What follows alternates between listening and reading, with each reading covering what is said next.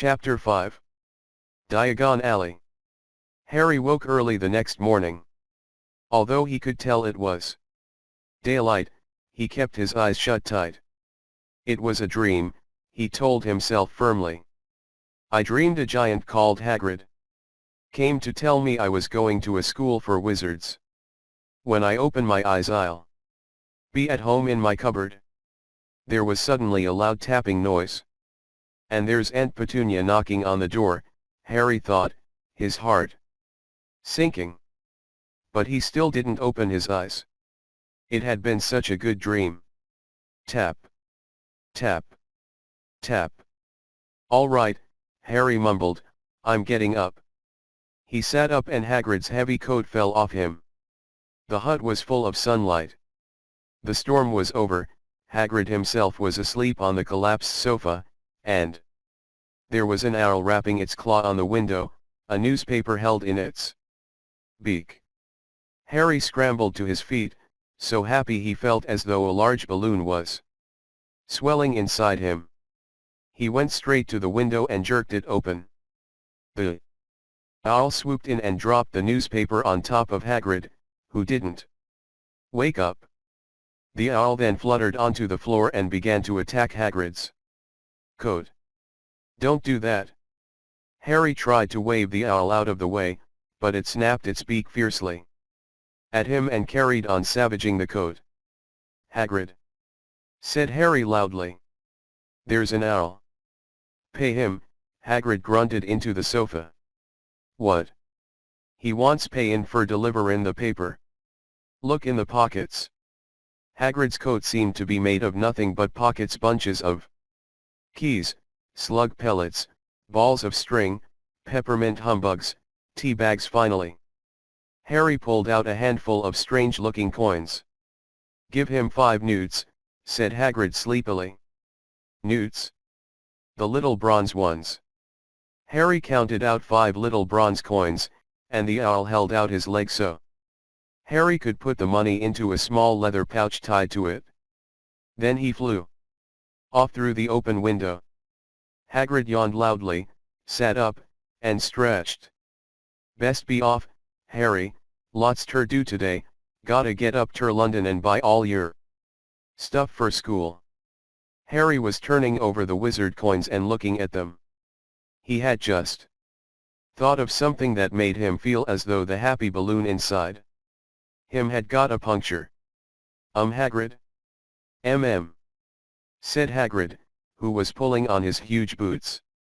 I haven't got any money, and you heard Uncle Vernon last night, he won't pay for me to go and learn magic. Don't worry about that, said Hagrid, standing up and scratching his head. Do ya think your parents didn't leave ya anything? But if their house was destroyed, they didn't keep their gold in the house, boy.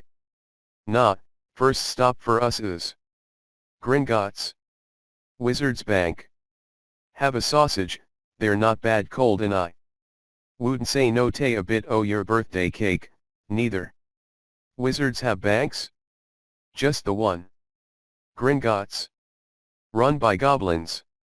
Harry dropped the bit of sausage he was holding. Goblins. Yes, so yet be mad ter try and rob it, I'll tell ya that. Never mess with goblins, Harry. Gringotts is the safest place in the world for anything yet. Want ter keep safe sept maybe Hogwarts. As a matter o' fact, I gotta visit Gringotts anyway. For Dumbledore. Hogwarts business. Hagrid drew himself up proudly. He usually gets me ter do important stuff for him. Fetch in you gettin' things from Gringotts, knows he can trust me, see? Got everything? Come on, then. Harry followed Hagrid out onto the rock. The sky was quite clear now and the sea gleamed in the sunlight.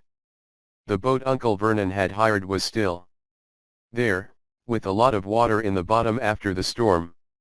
How did you get here? Harry asked, looking around for another boat. Flew, said Hagrid. Flew. Yeah, but we'll go back in this. Not supposed ter use magic now I've got yet. They settled down in the boat, Harry still staring at Hagrid, trying to imagine him flying. "Seems a shame to row, though," said Hagrid, giving Harry another of his sideways looks.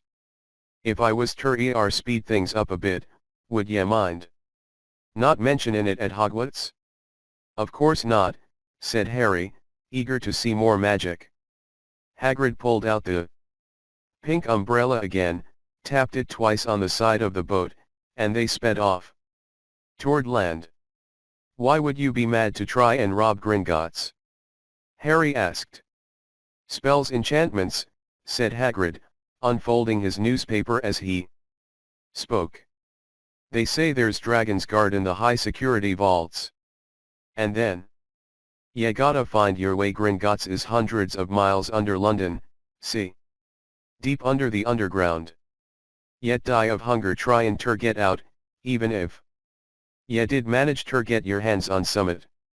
Harry sat and thought about this while Hagrid read his newspaper, the Daily Prophet. Harry had learned from Uncle Vernon that people liked to be left alone while they did this, but it was very difficult. He'd never had so many questions in his life. "Ministry o' Magic messin' things up as usual," Hagrid muttered, turning the page. "There's a Ministry of Magic?" Harry asked, before he could stop himself. "Course," said Hagrid. "They wanted Dumbledore for minister, o' course. But he'd never leave Hogwarts, so old Cornelius Fudge got the job. Bungler if ever there was one. So he pelts Dumbledore with owls every morning, a skin for advice. But what does a Ministry of Magic do? Well, their main job is to keep it from the muggles that there's still witches and wizards up and down the country." Why? Blimey, Harry, everyone be wantin' magic solutions to their problems. Nah, we're best left alone." At this moment the boat bumped gently into the harbor wall. Hagrid folded up his newspaper, and they clambered up the stone steps onto the street. Passers-by stared a lot at Hagrid as they walked through the little town to the station. Harry couldn't blame them. Not only was Hagrid twice as tall as anyone else, he kept pointing at perfectly ordinary things like parking meters and saying loudly, "See that, Harry? Things these muggles dream up, eh?" "Hagrid," said Harry, panting a bit as he ran to keep up, "did you say there are dragons at Gringotts?" "Well, so they say," said Hagrid. "Crikey, I'd like a dragon." "You'd like one?" "Wanted one ever since I was a kid. Here we go." They had reached the station. There was a train to London in 5 minutes. Time. Hagrid, who didn't understand Muggle money, as he called it, gave the bills to Harry so he could buy their tickets. People stared more than ever on the train. Hagrid took up 2 seats and sat knitting what looked like a canary yellow circus tent. "Still got your letter, Harry?" he asked as he counted stitches. Harry took the parchment envelope out of his pocket. "Good," said Hagrid. "There's a list there of everything ye need." Harry unfolded a second piece of paper he hadn't noticed the night before, and read, "Hogwarts School of Witchcraft and Wizardry. Uniform. First-year students will require 1 3 sets of plain work robes, black. 2 1 plain pointed hat, black, for day wear. 3 1 pair of protective gloves, dragon hide or similar. 4 1 winter cloak, black, silver fastenings. Please note that all pupils' clothes should carry name tags. Course books. All students should have a copy of each of the following: The Standard Book of Spells, Grade 1, by Miranda Goshawk. A History of Magic by Bathilda Bagshot. Magical Theory by Adalbert Waffling. A Beginner's Guide to Transfiguration by Emmerich Switch. 1000 Magical Herbs and Fungi by Phil Spore. Magical Drafts and Potions by Arsenius Jigger. Fantastic Beasts and Where to Find Them by Newt Scamander. The Dark Forces, A Guide to Self-Protection by Quentin Trimble. Other equipment. 1 wand. 1 cauldron, pewter. Standard size 2. 1 set glass or crystal files. 1 telescope. 1 set brass scales. Students may also bring an owl or a cat or a toad. Parents are reminded that first years are not allowed their own broomsticks. Can we buy all this in London? Harry wondered aloud. If you know where to go, said Hagrid. Harry had never been to London before. Although Hagrid seemed to know where he was going, he was obviously not used to getting there in an ordinary way. He got stuck in the ticket barrier on the Underground, and complained loudly that the seats were too small and the trains too slow. I don't know how the Muggles manage without magic, he said as they climbed a broken-down escalator that led up to a bustling road lined with shops. Hagrid was so huge that he parted the crowd easily. All Harry had to do was keep close behind him. They passed bookshops and music stores, hamburger restaurants and cinemas, but nowhere that looked as if it could sell you a magic wand. This was just an ordinary street full of ordinary people. Could there really be piles of wizard gold buried miles beneath them? Were there really shops that sold spell books and broomsticks? Might this not all be some huge joke that the Dursleys had cooked up? If Harry hadn't known that the Dursleys had no sense of humor, he might have thought so, yet somehow, even though everything Hagrid had told him so far was unbelievable, Harry couldn't help trusting him. This is it, said Hagrid, coming to a halt, the Leaky Cauldron. It's a famous place. It was a tiny, grubby-looking pub. If Hagrid hadn't pointed it out, Harry wouldn't have noticed it was there. The people hurrying by didn't glance at it. Their eyes slid from the big bookshop on one side to the record shop on the other as if they couldn't see the Leaky Cauldron at all. In fact, Harry had the most peculiar feeling that only he and Hagrid could see it. Before he could mention this, Hagrid had steered him inside. For a famous place, it was very dark and shabby. A few old women were sitting in a corner, drinking tiny glasses of sherry. One of them was smoking a long pipe. A little man in a top hat was talking to the old bartender, who was quite bald and looked like a toothless walnut. The low buzz of chatter stopped when they walked in. Everyone seemed to know Hagrid. They waved and smiled at him, and the bartender reached for a glass, saying, the usual. Hagrid. Can't, Tom, I'm on Hogwarts business, said Hagrid, clapping his great hand on Harry's shoulder and making Harry's knees buckle. Good Lord, said the bartender, peering at Harry, can this be? The Leaky Cauldron had suddenly gone completely still and silent. Bless my soul, whispered the old bartender, Harry Potter, what an honor. He hurried out from behind the bar, rushed toward Harry and seized his hand, tears in his eyes. Welcome back, Mr. Potter, welcome back. Harry didn't know what to say. Everyone was looking at him. The old woman with the pipe was puffing on it without realizing it had gone out. Hagrid was beaming. Then there was a great scraping of chairs and the next moment, Harry found himself shaking hands with everyone in the Leaky Cauldron. Doris Crockford, Mr. Potter, can't believe I'm meeting you at last. So proud, Mr. Potter, I'm just so proud. Always wanted to shake your hand, I'm all of a flutter. Delighted, Mr. Potter, just can't tell you, Diggle's the name, Daedalus. Diggle. I've seen you before, said Harry, as Daedalus Diggle's top hat fell off in his excitement. You bowed to me once in a shop. He remembers, cried Daedalus Diggle, looking around at everyone. Did you hear that? He remembers me.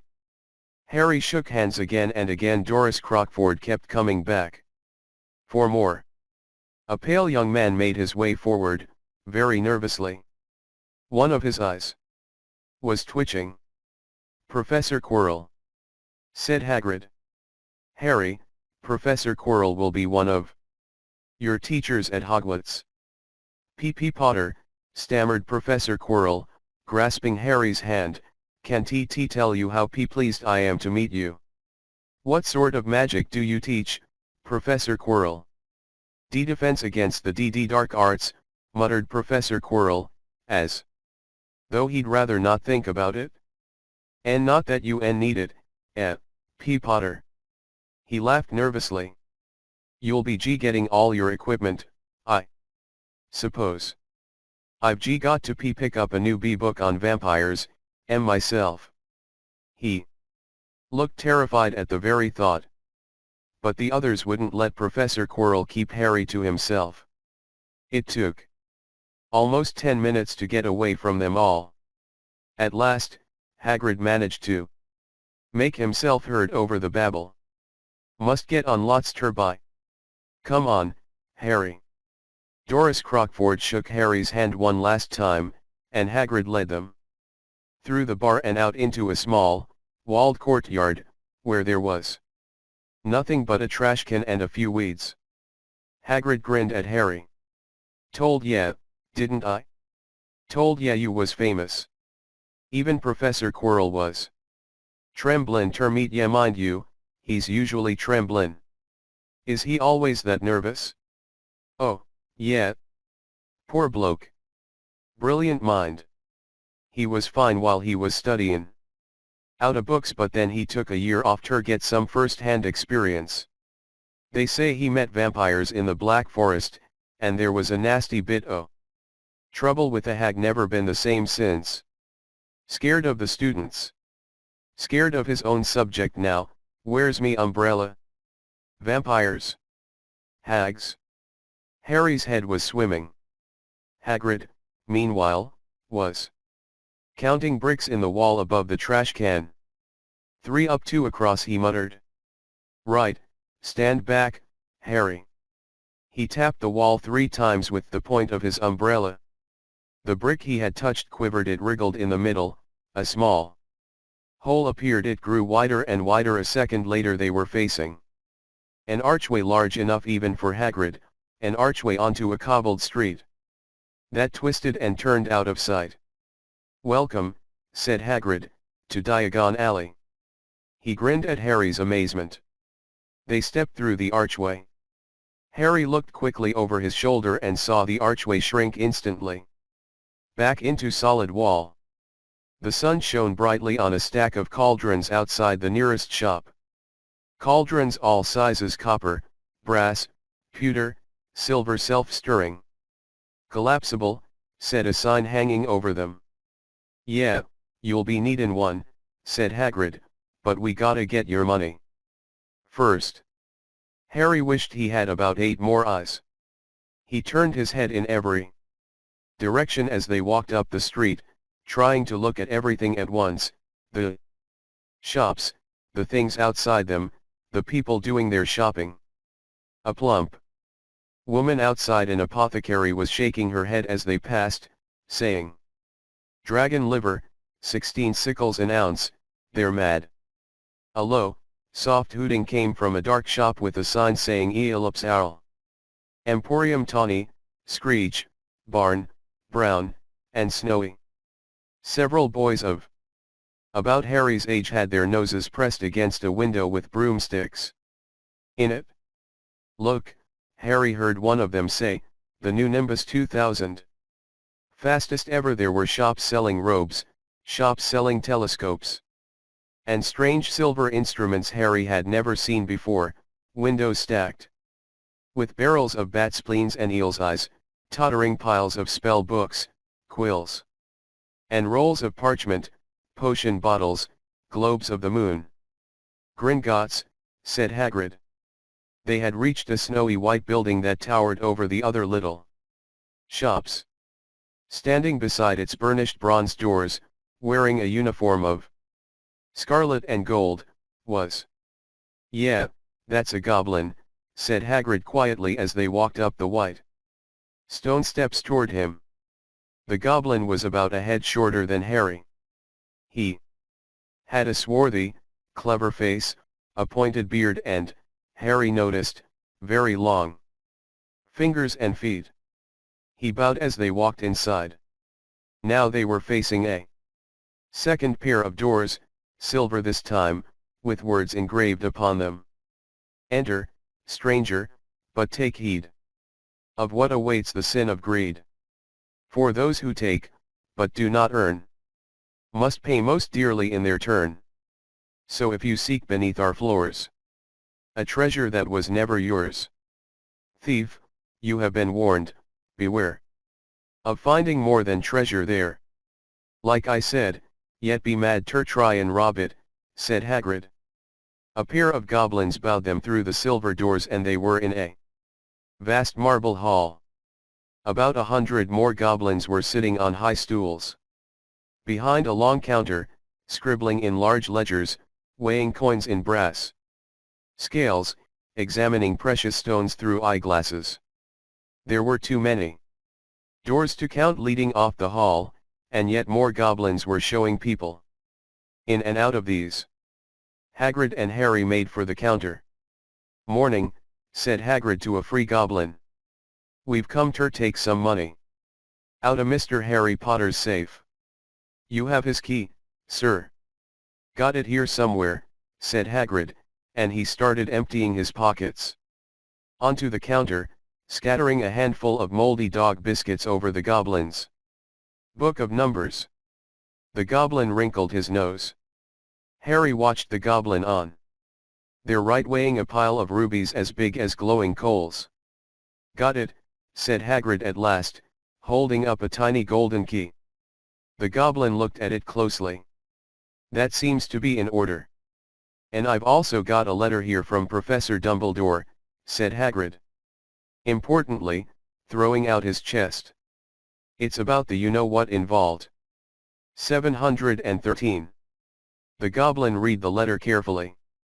"Very well," he said, handing it back to Hagrid, "I will have someone take you down to both vaults." Griphook. Griphook was yet another goblin. Once Hagrid had crammed all the dog biscuits back inside his pockets, he and Harry followed Griphook toward one of the doors leading off the hall. "What's the you-know-what in Vault 713? Harry asked. "Can't tell ya that," said Hagrid mysteriously. "Very secret. Hogwarts business. Dumbledore's trusted me more and my job's worth ter tell ya that." Griphook held the door open for them. Harry, who had expected more marble, was surprised. They were in a narrow stone passageway lit with flaming torches. It sloped steeply downward and there were little railway tracks on the floor. Griphook whistled and a small cart came hurtling up the tracks toward them. They climbed in Hagrid with some difficulty and were off. At first they just hurtled through a maze of twisting passages. Harry tried to remember, left, right, left, middle fork, right, left, but it was impossible. The rattling cart seemed to know its own way, because Griphook wasn't steering.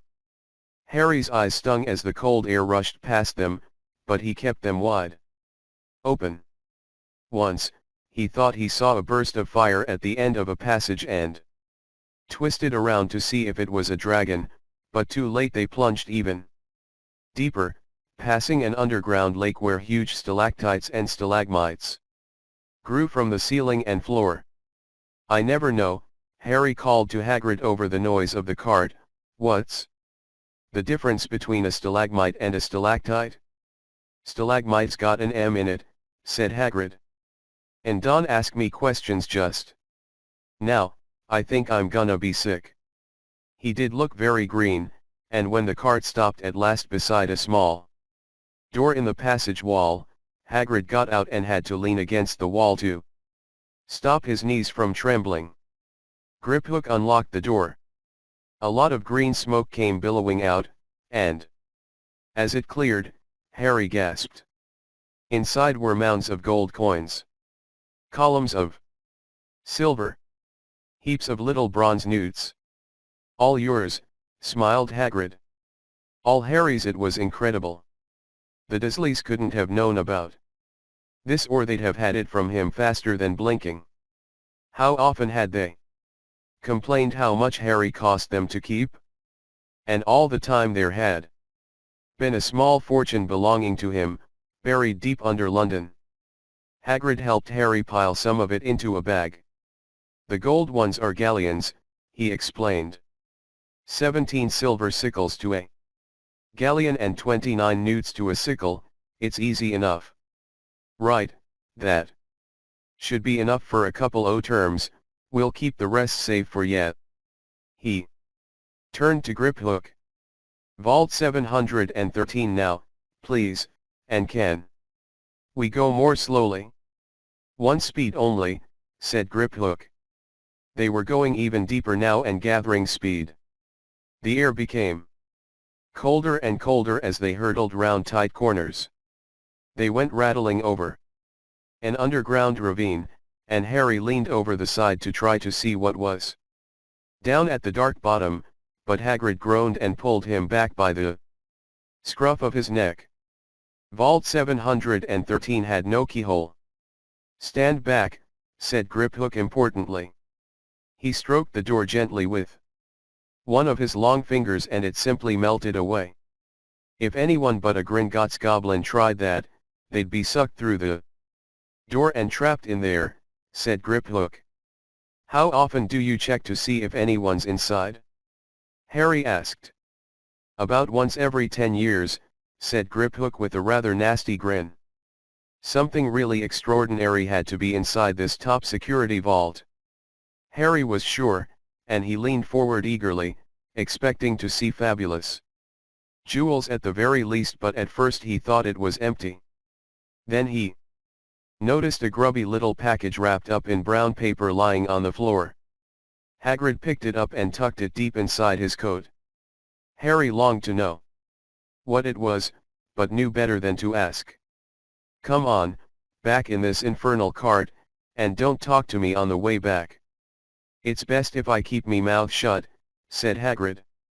One wild cart ride later they stood blinking in the sunlight outside Gringotts. Harry didn't know where to run first now that he had a bag full of money. He didn't have to know how many galleons there were to a pound to know that he was holding more money than he'd had in his whole life, more money than even Dudley had ever had. Might as well get your uniform, said Hagrid, nodding toward Madame Malkin's robes for all occasions. Listen, Harry, would ye mind if I slipped off for a pick-me-up in the leaky cauldron? I hate them Gringotts carts.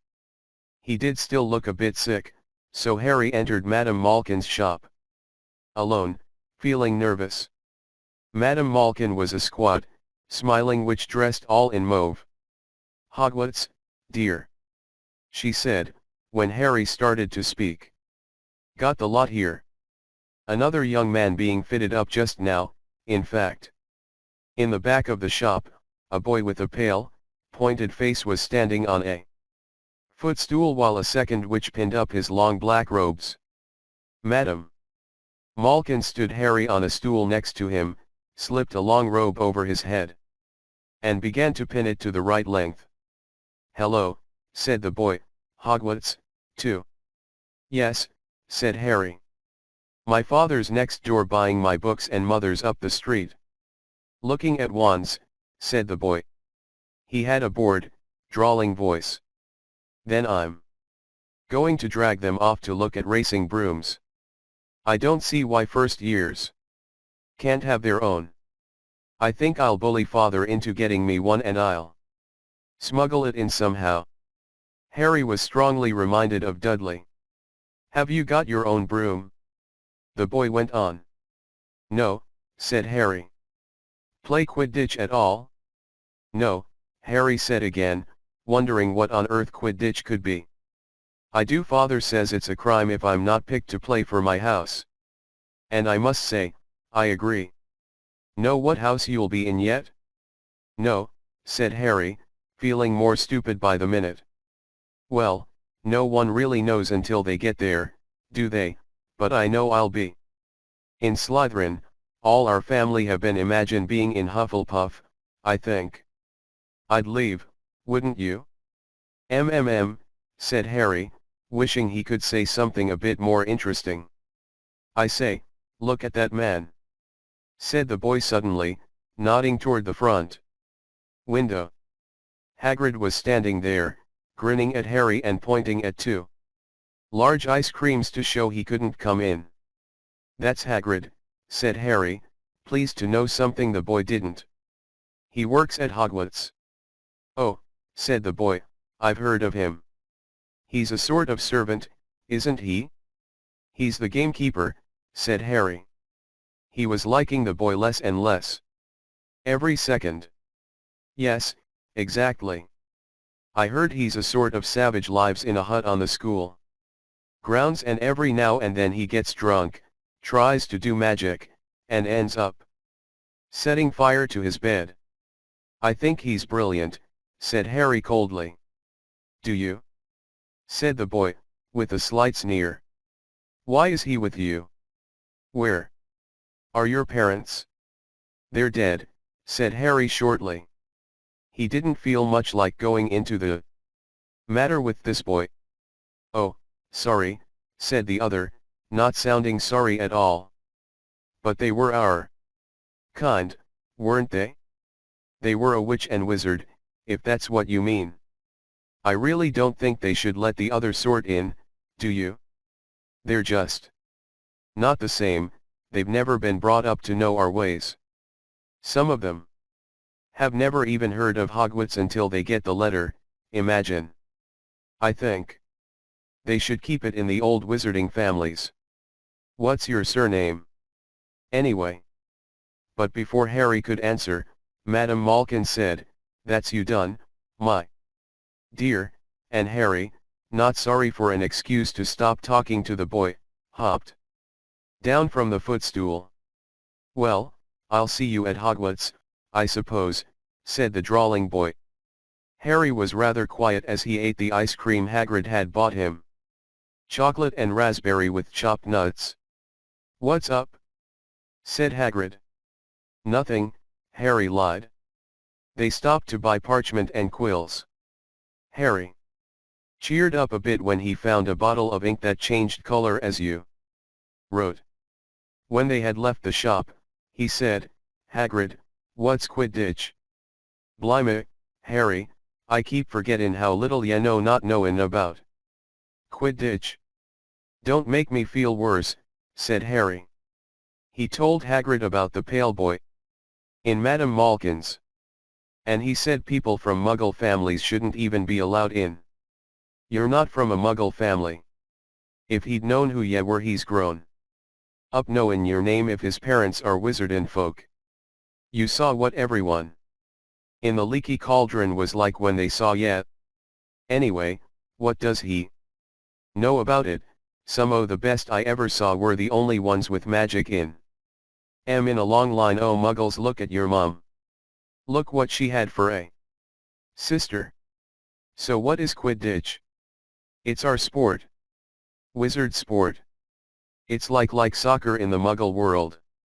Everyone follows Quidditch, played up in the air on broomsticks, and there's 4 balls. Sorta hard to explain the rules.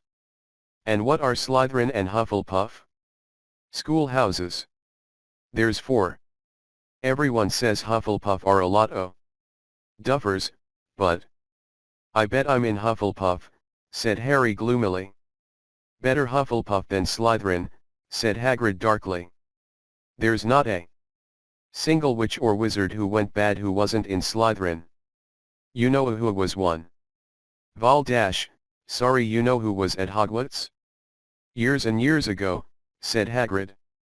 They bought Harry's school books in a shop called Flourish and Blots. where the shelves were stacked to the ceiling with books as large as paving.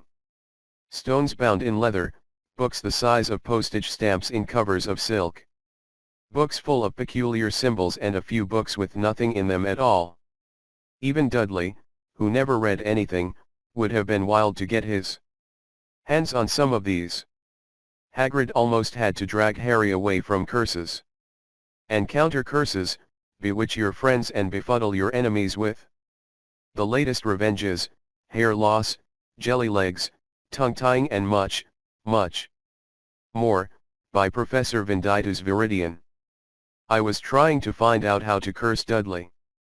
I'm not saying that's not a good idea, but you're not to use magic in the Muggle world except in very special circumstances, said Hagrid.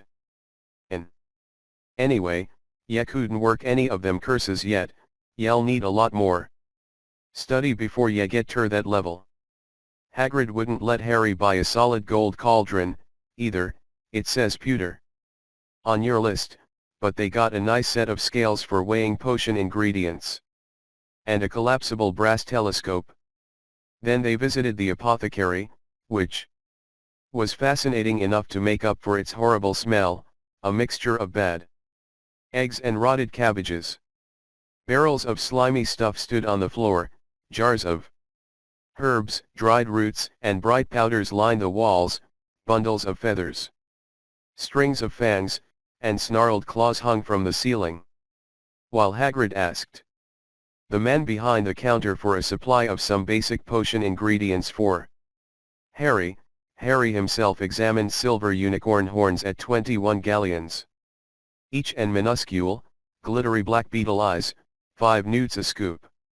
Outside the apothecary, Hagrid checked Harry's list again. Just your wand left, oh yeah, and I still haven't got ya a birthday present. Harry felt himself go red. You don't have to.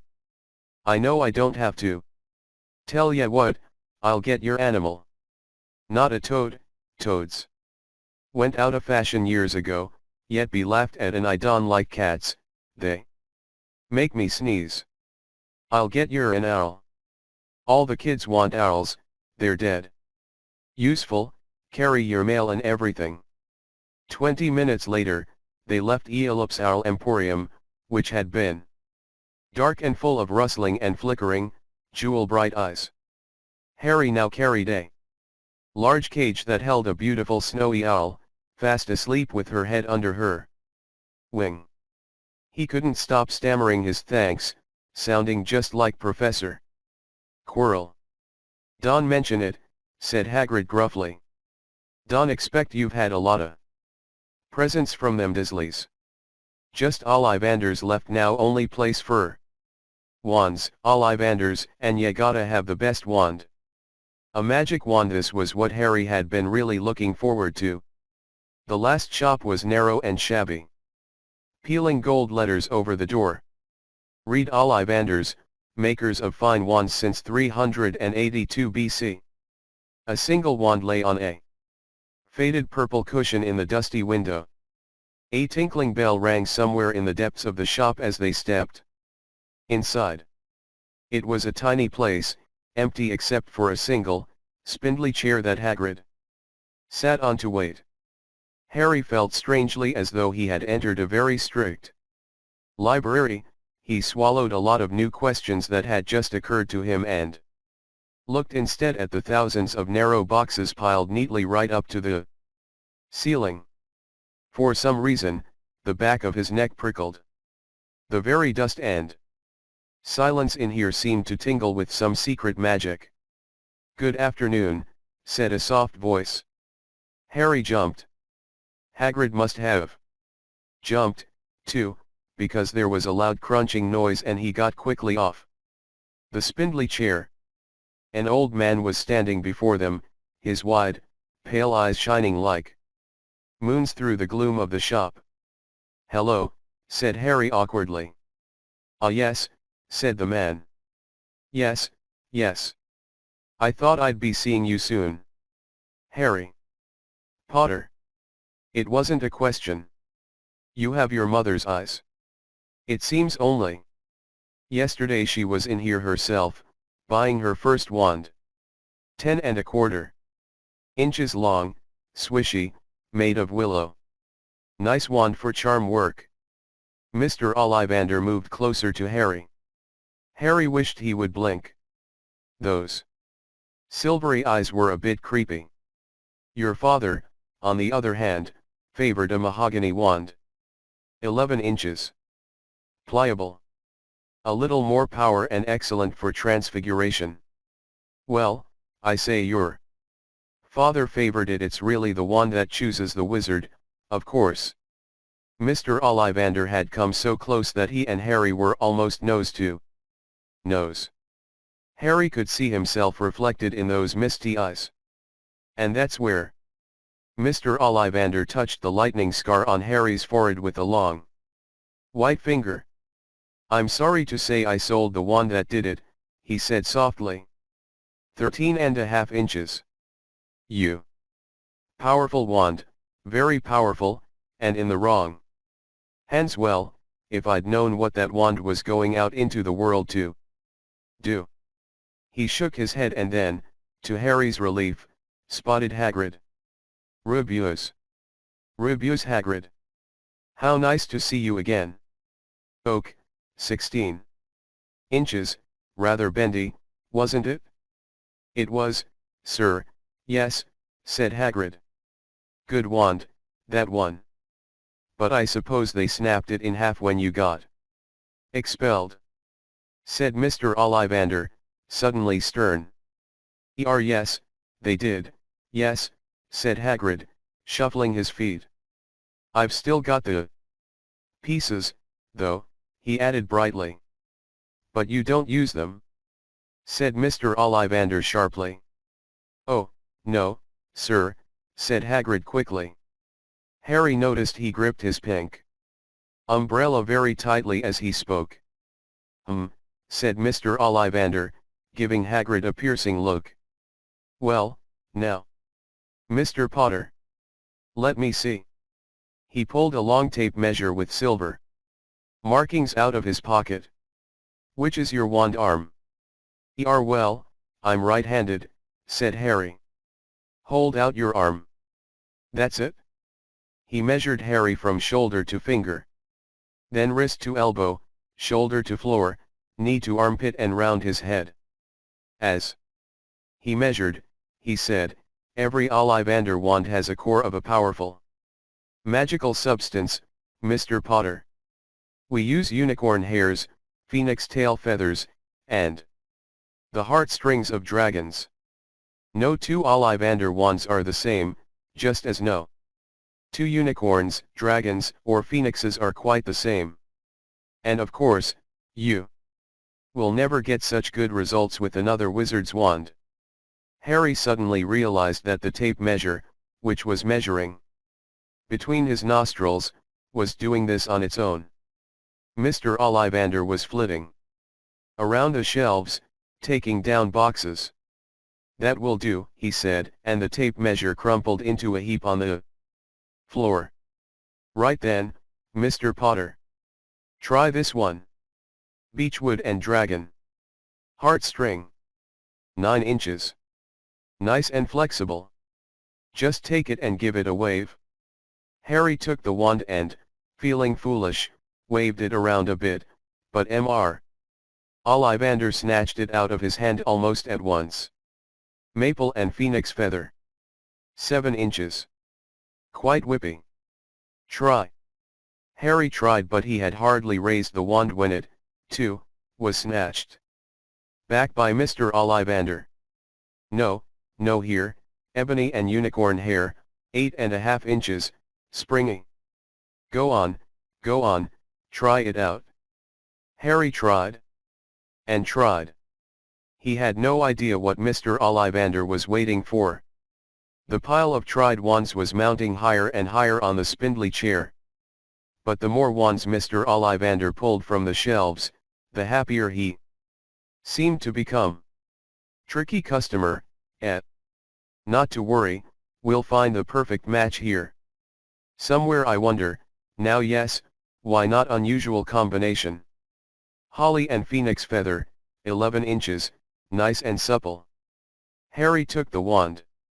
He felt a sudden warmth in his fingers. He raised the wand above his head, brought it swishing down through the dusty air, and a stream of red and gold sparks shot from the end like a firework, throwing dancing spots of light onto the walls.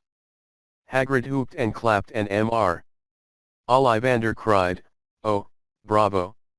Yes, indeed, oh, very good. Well, well, well. How curious, how very curious." He put Harry's wand back into its box and wrapped it in brown paper, still muttering, "Curious, curious." "Sorry," said Harry, "but what's curious?" Mr. Ollivander fixed Harry with his pale stare. "I remember every wand I've ever sold, Mr. Potter. Every single wand. It so happens that the phoenix whose tail feather is in your wand, gave another feather, just one other. It is very curious indeed that you should be destined for this wand when its brother gave you that scar." Harry swallowed. "Yes, 13.5 inches. You. Curious indeed how these things happen. The wand chooses the wizard, remember. I think we must expect great things from you, Mr. Potter. After all, he who must not be named did great things, terrible, yes, but great." Harry shivered. He wasn't sure he liked Mr. Ollivander too much.